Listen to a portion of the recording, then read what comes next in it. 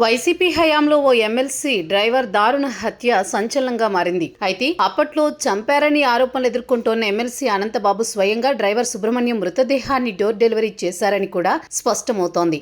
అయితే హత్య కేసులో కొద్ది రోజుల పాటు ఎమ్మెల్సీ అనంతబాబు జైల్లో ఉన్నారు. తర్వాత బయటకు వచ్చేశారు. దళిత సంఘాల ధర్నాలు, ఆందోళనలకు ఎటువంటి ఫలితం లేకపోయింది. ఎందుకంటే అప్పట్లో వైసీపీ ప్రభుత్వం పెద్దగా సీరియస్ గా తీసుకోలేదని విమర్శలున్నాయి.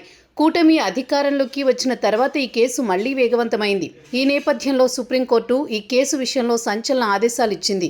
కేసు దర్యాప్తును పర్యవేక్షించాలని ఏపీ హైకోర్టును సుప్రీంకోర్టు ఆదేశించింది. సీనియర్ న్యాయ అధికారిని పర్యవేక్షణ కోసం నియమించాలని ఏపీ హైకోర్టును ఆదేశించింది అత్యున్నత న్యాయస్థానం. అప్పట్లో నిందితులతో పోలీసులు కుమ్మక్కయ్యారని కూడా వ్యాఖ్యానించడం హాట్ టాపిక్ అవుతోంది. 2022 మే 19న అనంతబాబు కారు డ్రైవర్ సుబ్రహ్మణ్యాన్ని హత్య చేసి డోర్ డెలివరీ చేశారన్న ఆరోపణలు రావడం అప్పట్లో ప్రకంపనలు సృష్టించాయి.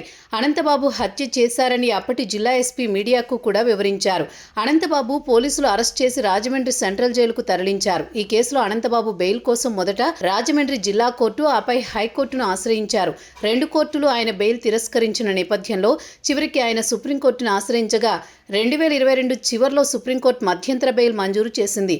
అనంతబాబు జైలు నుంచి విడుదలయ్యారు. అయితే అప్పట్లో ఆయనకు స్వాగత కార్యక్రమాలు కూడా విమర్శలకు తావిచ్చాయి. కూటమి అధికారంలోకి వచ్చిన తర్వాత అనంతబాబు కేసులో పురోగతి వచ్చింది. కూటమి ప్రభుత్వం ఈ కేసు సీరియస్ గా తీసుకుని డ్రైవర్ సుబ్రహ్మణ్యం కుటుంబానికి ఆర్థిక సాయం కూడా అందించి ఈ కేసుకు న్యాయపరంగా చేయూతనందించేందుకు ముప్పాళ్ల సుబ్బారావు అనే సీనియర్ న్యాయవాదిని ప్రభుత్వం తరపున నియమించింది. అయితే రంపచోడవరం ఎమ్మెల్యే శిరీషాదేవిపై మొన్న మధ్యన విరుచుకుపడ్డారు అనంతబాబు. తాను కనుసైగ చేస్తే చాలు అంటూ హెచ్చరించారు. ఈ నేపథ్యంలో ఈ కేసు మరోసారి విచారణకు వచ్చింది.